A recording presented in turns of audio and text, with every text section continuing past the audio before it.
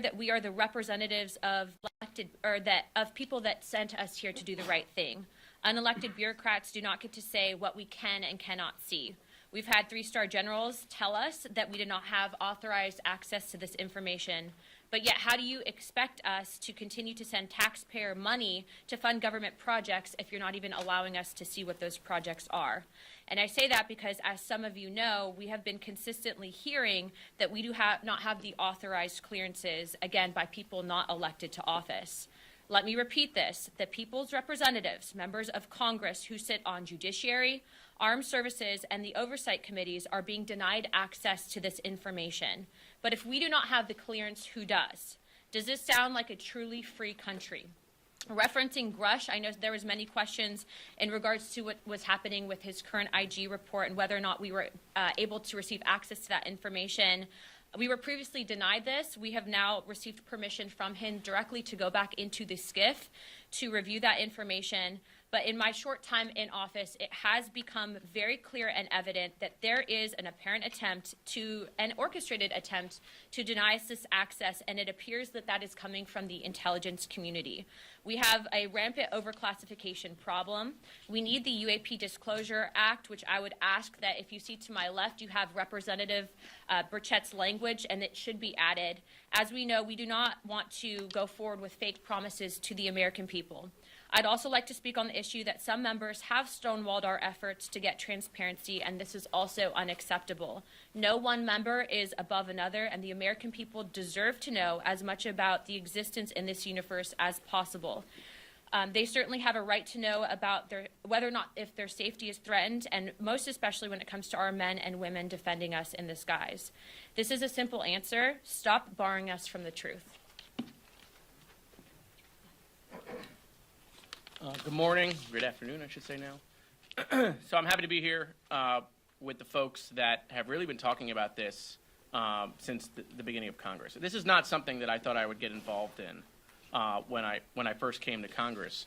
But quite frankly, the reason why I got involved is as we started asking questions, legitimate questions, the pushback we got is what interests me. Every time we pulled a thread and we stumbled on something, it seemed that we would get stonewalled. And so, you know, NASA has stated that the term UAP does not necessarily imply extraterrestrial origin, which means we could be making these things domestic. And so, look, if these are advanced technologies, we're not interested in hurting national security, but we are interested in knowing what these UAPs are. You have the All-Domain Anomaly Resolution Office that was in the NDAA in 2022. And they have said, so the government has said, there's 366 reports of UAPs. A number of them they will not classify. They cannot explain to us. Some they say are weather balloons, some they say is clutter, some they say are other anomalies, but then there are a bunch that they don't explain. And I think you see not just a bipartisan approach here in the House, but you see a bicameral approach with Senator Chuck Schumer and what he's trying to accomplish. And that really just is transparency and disclosure. I think the American people have a simple question, which is if none of this exists, if this is all false, why at every turn are there people trying to stop the transparency and the disclosure? Why are folks who are in charge of committees, whether they are in the House or in the Senate, opposed to this disclosure? And it's that point alone that piques the interest, right? And that's really what we're about. This is not about whether there are aliens or there are not aliens, right? Those are questions that I think remain unanswered, right? It's not whether there is stuff we have found here or not found here. Those questions remain unanswered. The problem is when we ask those questions, right, rather than being provided information that would prove it false, they stonewall the information. And that is what piques the interest. Thank you. And we are here today because all of the whistleblowers, the hearings, the investigations, the discussions, the work that we have done have culminated in a negotiation that is happening in real time right now over the National Defense Authorization Act, a piece of legislation I care deeply about as a member of the House Armed Services Committee. And in that negotiation, we are fortunate that the amendment Congressman Burchett offered to the House version of the NDAA provides a beachhead for us to be able to get the answers and to be able to demand the transparency that is necessary. It is insufficient, though, to seek this transparency from the Department of Defense alone. We have to have cooperation so that Title 50 authorities through the intelligence community are also subject to review. That the FAA, the NSA, the FBI, even state and local authorities that have information are able to have it cataloged, assessed, and then put out before the public. It is my belief that the Burchett Amendment is the strongest position when coupled with the additional authorities and additional agencies that I've just mentioned in order to be able to get to that productive result. Unfortunately, we have members of the House Intelligence Committee and the Senate Armed Services Committee who right now are frustrating the effort that we are putting forward in order to be able to obtain the information and to move forward. I think it is productive that Senator Schumer has engaged on this issue. He's not an insignificant person in this town, but I am concerned about embracing a disclosure paradigm that mirrors the JFK assassination disclosure paradigm. I don't know that there are any Americans who would view the JFK assassination disclosure paradigm as some sort of vaulted standard. Time and again, we've seen that system fail. I also don't believe that, pursuant to the Schumer language, we would have to wait 25 years in order to get this information. 25 years is a long time when you consider what Mr. Burchett said about the lack of veracity that the government has provided to the people up until this point. And so we're here to call for the most inclusive, most robust provisions possible to be included in the NDAA. We don't want to see a lot of log jams created. And in the event that there's any designation of a national security concern regarding disclosure, we believe that this information can no longer be siloed with the entities that have frustrated disclosure. That there should be broader briefings to members of Congress, that the Oversight Committee, which many of my colleagues here serve on, should be receiving those briefings, that the Armed Services Committee should be receiving those briefings, and it should not just be the fiefdom of the Intelligence Committee and the intelligence community. And if we achieve that objective, I think we can start to restore some of the trust the public has. But as we work through the finer points of that legislation, we felt it was important today to come forward and express where the log jams exist, where the opportunities lay before us, and we will pursue those with great vigor.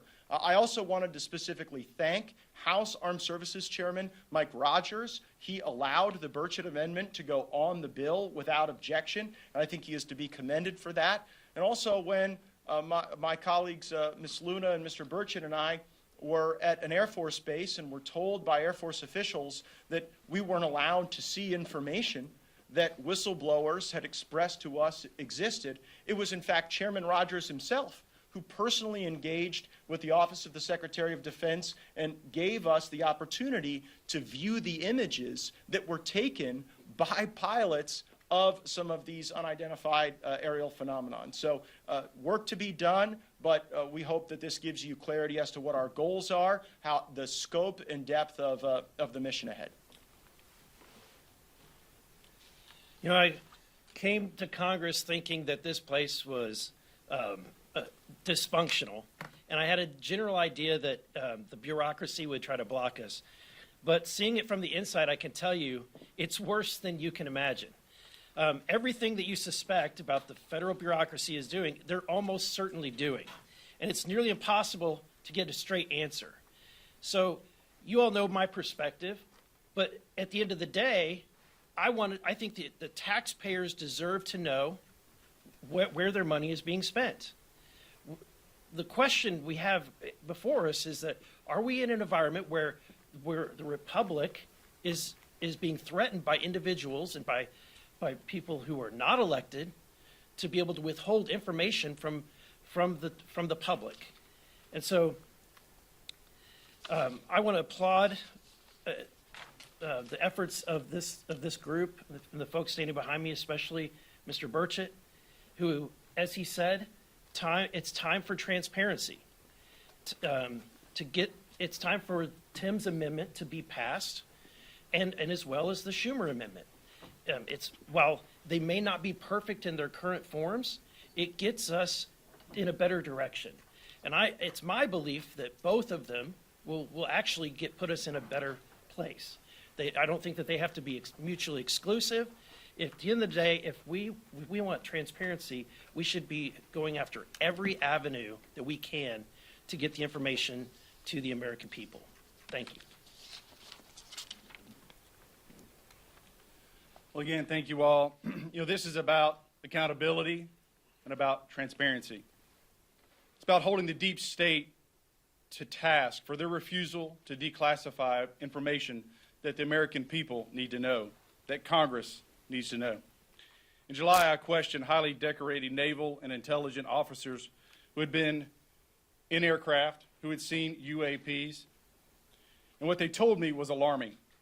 These officers told us, that when encountering these UAPs, had they had to defend themselves or their aircraft or their personnel, they would not have been able to do so. 3 military intelligence officials swore when giving those statements. Foreign objects are buzzing around in our airspace, and Joe Biden's over 30 generals have not only been silent on the issue, but yet have yet to play ball with Congress. Not to mention, American farmers are seeing intelligence aircraft above their fields. There have been 144 reported sightings of these objects that we know of, and the DoD is more concerned about pronouns and woke agendas than informing Congress and having accountability and having transparency. In a moment when American supply chains are broken, our border is overrun, and Chinese ownership in American institutions has skyrocketed, American defenses against unknown aircraft are paramount. Because of this bipartisan effort in the House and now the Senate, intelligence agencies are now beginning to tout exploratory measures to investigate UAPs. But this needs to be an expeditious process, not 25 years. That's unacceptable. It should be noted that the Kennedy deadline has been blown through a couple of times. The information released has been less than full disclosure. And so whether it's little green men, American technology, or worse, technology from the CCP, we need to know. There needs to be better cooperation amongst agencies, and Congress has a right, an obligation to know. This is about transparency. This is about accountability. The truth is out there, and the American people are ready. Does anyone have any questions? Yes, sir. Yeah, so I have two. On the amendment, Congressman, that you have there, it's a page and a half. The Senate version of that is 64 pages. I'm just wondering, are there other things that you're going to be hoping to do? They have a lot of elements, like the eminent domain thing or whatever, or is that it on your end? I would like to be, that would be it. I think we've overcomplicated the issue. 64 pages, and Matt alluded to the 25 years. I mean, good gosh, you modeled something after the Kennedy assassination situation, and we're still waiting. Even it just peruse that they allowed a delay of 300 days, and then there's the blanket if it's a national security issue. I mean, so it just, to me, we've got a lot of doors that could be opened, and I think this is I just like a clear, concise way to do it. And I don't need a bunch of lawyers looking over our shoulders telling us, sorry, Jared. And Matt, yeah, sorry, but I mean, the lawyers are, yeah, they're literally looking over my shoulders. I just think a simplification is the way to go. Simple answer. And the second one was just, you made the distinction between Intel Community and the Intel Committee. Could you characterize how the Intel Committee here is responding to your legislation? I think I can speak to that just because, we had an NDAA conference meeting yesterday where members of the House and Senate both raised this issue in debate. And the strongest resistance to transparency and disclosure and the Burchett language has come from the House Intelligence Committee. Other questions? Yeah, Ryan. So, when you raise these concerns about the intel community being the ones that seems to be the roadblock every time you ask questions, is it your suspicion then that what these phenomenon are more likely to be are intelligence technology as opposed to little green men? Is that what you're trying to figure out or drill down on?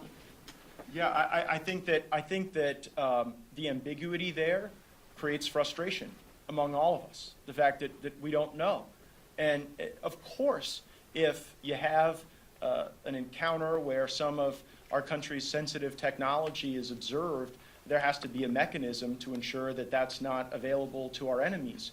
But that does not justify the multi-decade roadblock that we have encountered. And as you heard from Ms. Luna, when we've got unelected staff members limiting our access to SCIFs and to the types of briefings that we want to receive as elected lawmakers, it really raises questions about whether or not this is really the propriety of some of our intelligence assets or whether it's part of a cover-up. And only when we get the information will we be able to parse that distinction. So sticking with the intelligence community, the CIA has reportedly that the secret office has been investigating this for decades. It has recovered some 9 instances of possibly extraterrestrial material. So is the CIA, do you believe they're hiding something? And if so, what is it? Well, I believe that the recalcitrance from the CIA and from the intelligence community may be animated by some of the cover-up that we have seen up to this point. I hope that's not true, but I'm concerned that it is.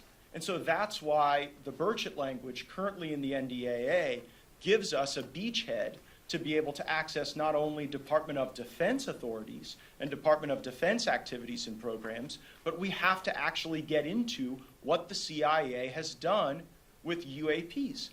But you got to ask yourself, since 1947, they've Yeah. told us this. Go ahead, Mike. Since 1947, basically, they've told us these don't exist.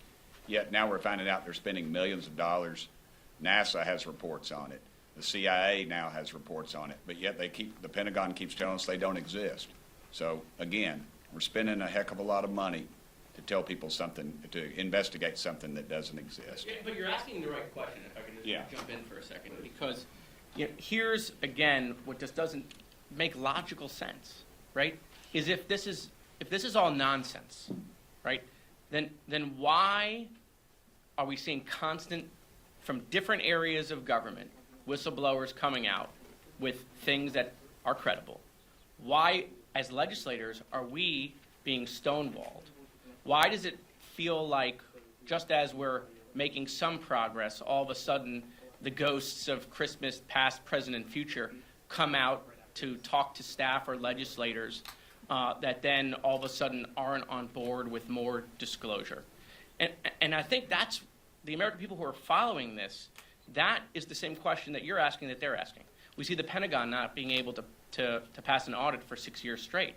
Grush testified under oath that, part of these programs, these advanced technology programs, are being funded by overfunding programs in some areas of the budget or backdooring money. And so, again, we have been asking these questions, from the financial standpoint and from the transparency standpoint. And it's, Ryan, same question that you had. The intelligence community does not want to share any of this information with Congress. We're asking why. Why? And that it makes it appear that there is a substantial reason why they don't, not an insubstantial reason, right? It's not just maybe it's one of our new toys, right? And so that's, I think, why you see this group pressing so hard. Yeah, if you go back to the hearing and think about what was said in committee, is that, you're seeing this increased activity, yes, near military installation, yes, near conflicts, areas of operation, but you're also seeing it near our nuclear installations. And if you assume for a moment that it's American technology, we have normal areas of operation that we would test new aircraft, right? But it's now conflicting with commercial aircraft. So again, there's got to be an accountability mechanism that if it is our technology, that it's being operated safely, that it's being tested safely. And if it's Chinese technology, then we need to know and ask those questions of, are we ready? What are we doing to counter that? So I don't know if it's Little Green Men or U.S. Technology or the CCP, but they're engaging in around our nuclear facilities. And I don't care who it is or where it's from, that should concern you. There are questions that need to be asked. There are questions that need to be answered. And I'll be damned, we're going to find those answers, and we're going to turn over every stone until we get them. Let me just follow up a little bit on what Congressman Yates, you said about having to fight to get access to see some of the images.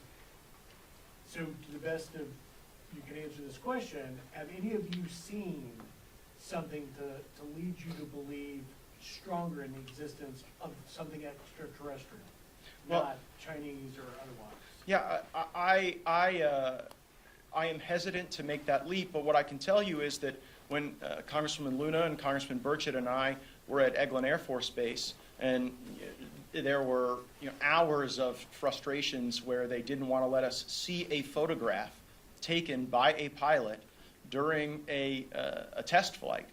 When I saw the photograph, ultimately, thanks to Chairman Rogers weighing in with the Office of the Secretary of Defense, I can tell you it is of nothing that I'm aware of having existing in our arsenal of assets. And I'm on the Armed Services Committee for 7 years. I'm not unfamiliar with the things that we have at our disposal, and it was not something that I could classify as something that we would possess or a capability that any of our adversaries possess, because we also keep pretty close eye on those capabilities as well. So that leaves the question rather open. Matt? In the testimony, there was 13 or 14 documented near misses with our aircraft. So that alone we should ask the question, what's going on?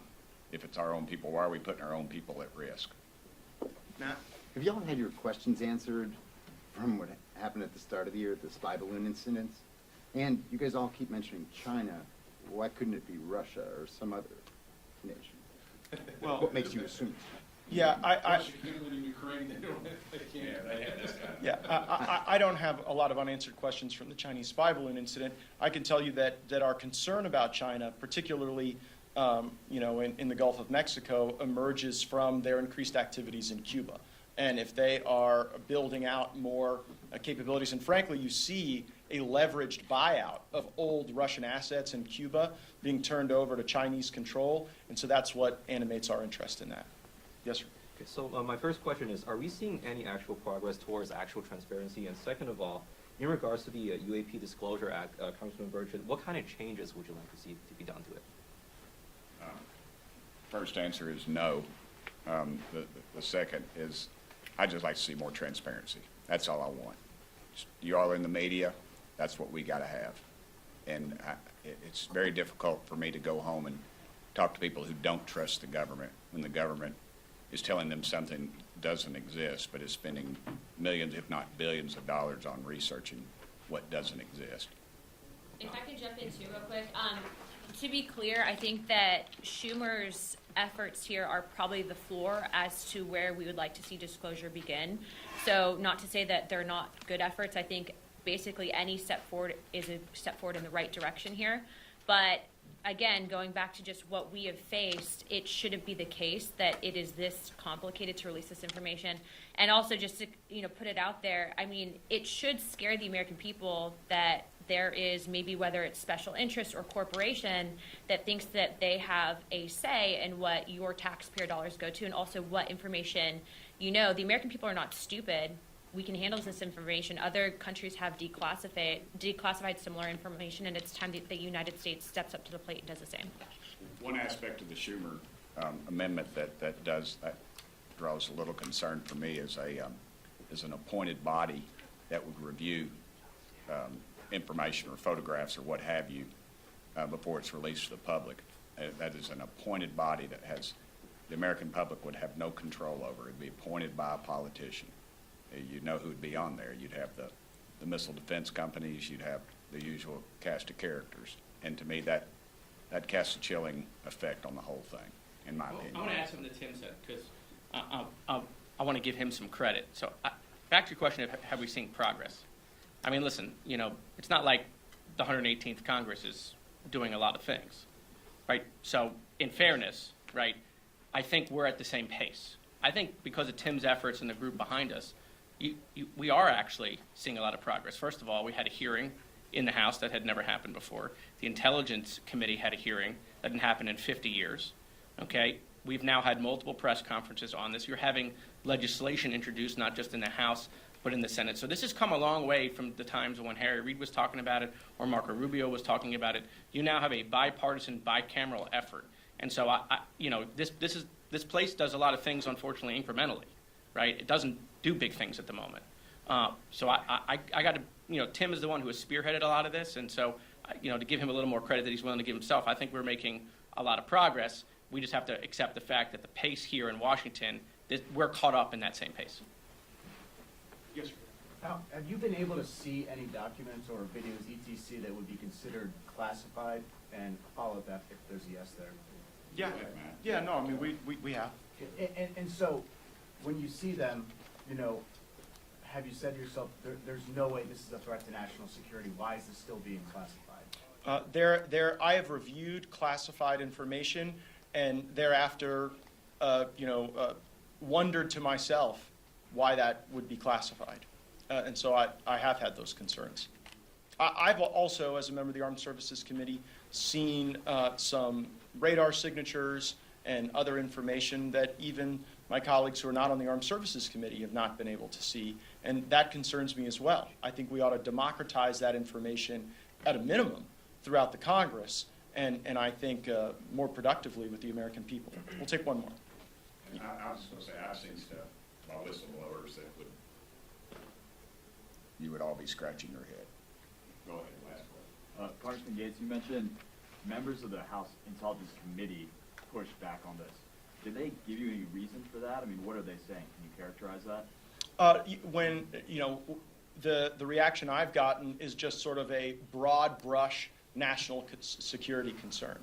There's not been really an itemized critique of the Burchett amendment to the NDAA. It's been more just a generalized veto from the Senate Armed Services Committee and the House Intelligence Committee, and that's most unfortunate. Great, thank you all so much. Thank you.